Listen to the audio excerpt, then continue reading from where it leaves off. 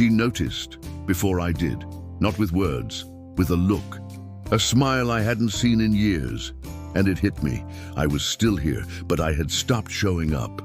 This isn't a story about romance. It's a story about a man who forgot how to feel like himself. Until one morning, something stirred, something so small, but it brought back her eyes, her laugh, her touch. If you've ever wondered, is this it now? Is this how it ends after 60?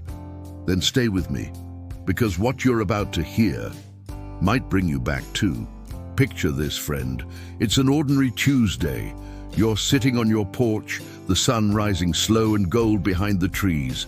Your coffee's still hot, birds are doing their morning songs, and your wife, she's inside, humming a tune while feeding the cat.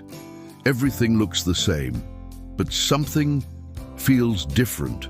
Not between you two exactly, more like something inside you. A slow, quiet ache. Not a pain, just an absence. The kind of absence that shows up when your body stops matching the man you know you still are.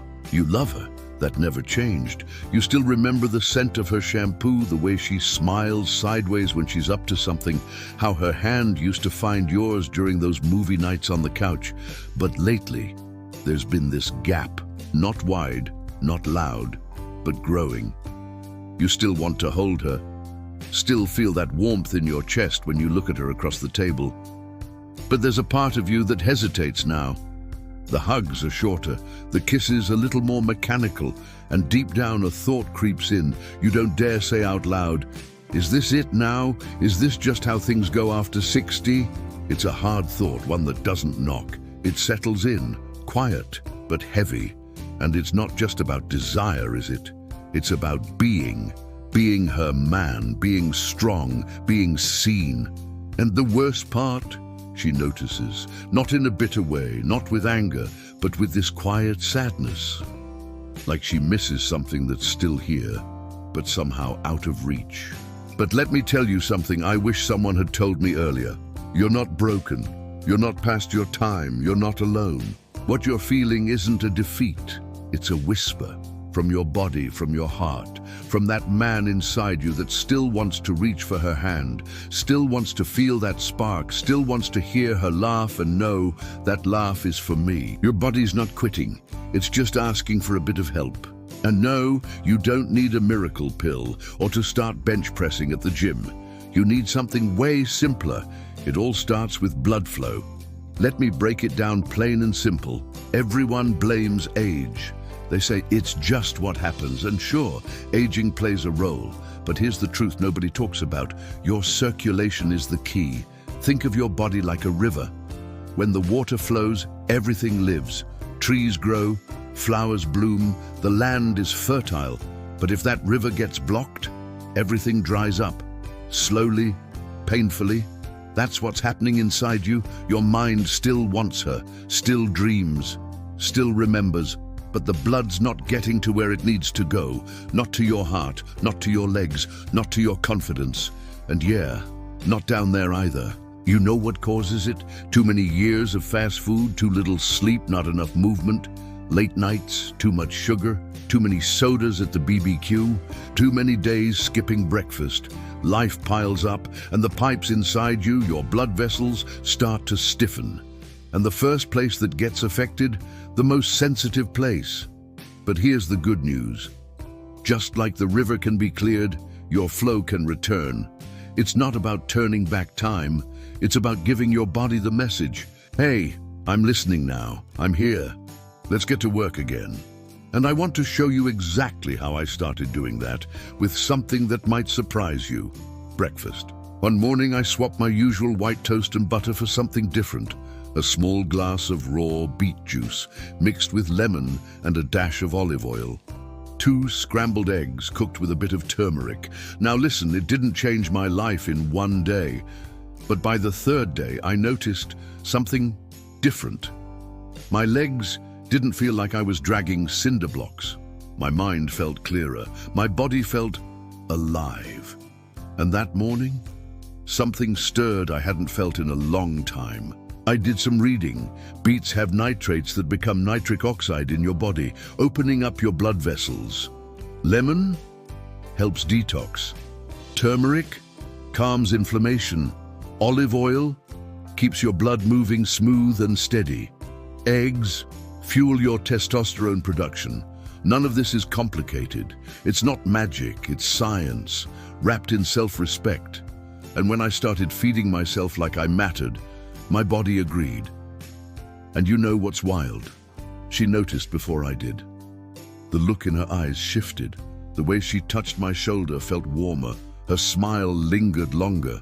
She didn't say it right away, but I felt it. And one night she looked at me, really looked, and whispered, "You feel different lately." I didn't say a word. I just smiled. And for the first time in years, I felt no shame, only pride. The day I stopped avoiding the mirror. Let me ask you something, friend. When was the last time you really looked at yourself in the mirror? I'm not talking about checking your teeth after brushing or combing your hair in a hurry. I mean really looked, eye to eye, man to man. It's been a while, hasn't it? For me, it was years. There was a time I'd pass by that mirror like it was a stranger. I'd keep my eyes low, tell myself I was just tired, just aging, just not in the mood. Truth is, I didn't like what I saw. I saw a man fading, not just in body, in presence, in confidence, in the little things. The way I stood, the way I dressed, the way I avoided her touch when I didn't feel like I had anything to offer.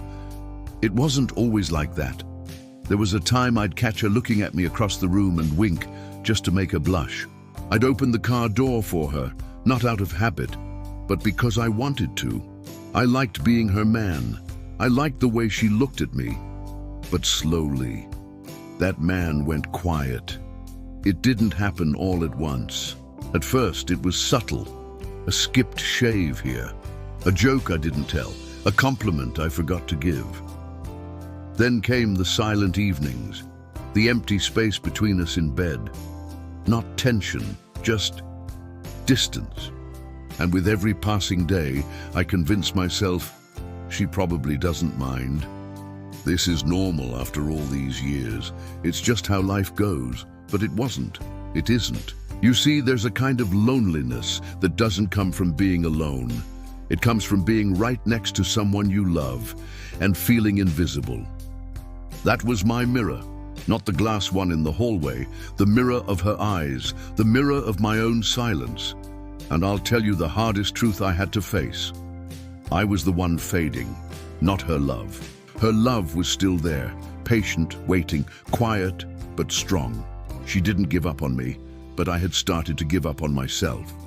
That's when I made a decision, not a big one, not dramatic, just one small step of kindness toward myself. That morning I poured the beet juice again, took my vitamins, added oats with banana and cinnamon instead of cereal, took a 5-minute walk around the block, not to lose weight, not to prove a point, but to tell my body, hey, I haven't forgotten you. And something incredible started happening. I began to wake up before the alarm. I felt a pull in my chest again, not panic, energy, a hunger for the day. And one morning, as I stood by the sink shaving, I looked up, really looked. I saw lines in my face, earned, not regretted, eyes a little softer, shoulders a bit straighter, and there was this flicker of something I hadn't seen in a while. Me, not just the tired version, not the guy going through the motions, the man I used to be. The one who walked into a room and belonged, the one she married, the one I missed being. Let me pause here and say this. You don't need to go back to your 20s. You don't need abs or a gym membership. What you need is to remember you are not done. Your strength is not in your muscles. It's in your presence, your awareness, your choice to show up every day, awake, alive, attentive. And when you start doing that, she feels it. That's the part nobody tells you. When your circulation comes back, so does your confidence. When you feel your body pulse again, your thoughts clear, your chest breathe freely, your steps feel lighter, you naturally begin to reach for her hand again. You notice her hair in the morning. You compliment the way she hums along to the radio. You lean in for that kiss, not out of duty, but desire. And she notices, not just your energy, but your presence. It's not about sex, it's about being there, body and soul. One night we were watching one of those silly TV movies. I don't even remember the plot, but halfway through I reached for her hand without thinking. And she looked at me, not surprised, just home. Then came a quiet little smile, not the one she gives the kids or the neighbors, the one I hadn't seen in years, that little sideways smile she gave me the first time we danced in her parents' kitchen. And I swear to you, in that one moment, I was back, not just as her husband, as her man. And I didn't need to say anything. My body did the talking. My presence filled the room. The river had started flowing again. Your body wants to come alive. Let it. Let me tell you something I've come to believe, friend. Your body is not your enemy. It's not betraying you. It's not giving up. It's not past its prime. It's asking softly for help. And when you finally start to listen, it doesn't just whisper back, it responds loud and clear. I felt it one morning, weeks into my small changes. That soft pulse of heat in my legs, that lightness in my chest, that quiet confidence in the way I buttoned my shirt. Not arrogance, aliveness, a sense of readiness, like I could do something, fix something, build something, be something again. And it wasn't about proving anything to the world. It was about remembering who I am. You know what else came back? That moment in the morning when I'd roll over, see her sleeping, and feel something stir. Not just desire, but gratitude. A deep warmth for the life we built. The porch mornings, the chaos of grandkids, the quiet dinners, the late night laughs at things only we understand. I stopped waiting for the big moment to feel connected again. I started showing up in the small ones. And she did too, because here's the truth. When your body starts healing, so does your relationship. You become present again, not distracted, not dulled, not distant. You stop just being there and start belonging again.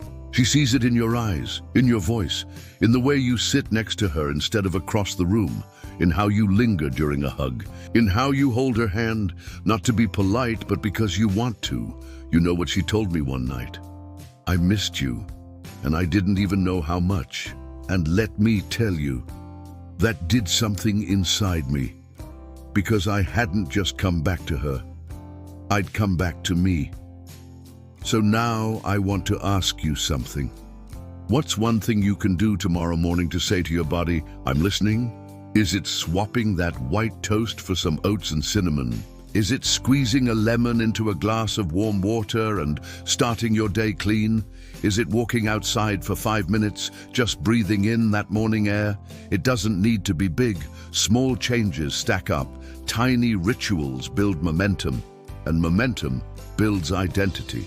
I know you've spent most of your life taking care of others, working hard, sacrificing, showing up, holding it all together. But now, it's time to take care of you. Not out of selfishness, out of wisdom. Because a man who takes care of himself is a man who can love longer, hold hands longer, laugh longer, live louder. And there is still so much living to do, my friend. Now, I want to leave you with a moment I'll never forget. We were sitting on the porch again. Same chairs, same breeze, same old blanket over her knees. But she looked at me that day, really looked. And then she smiled. Not the polite smile, not the tired smile, the real one. The one from back when we danced barefoot in the living room. The one from the day we said I do. The one I thought I'd never see again. And that's when it hit me.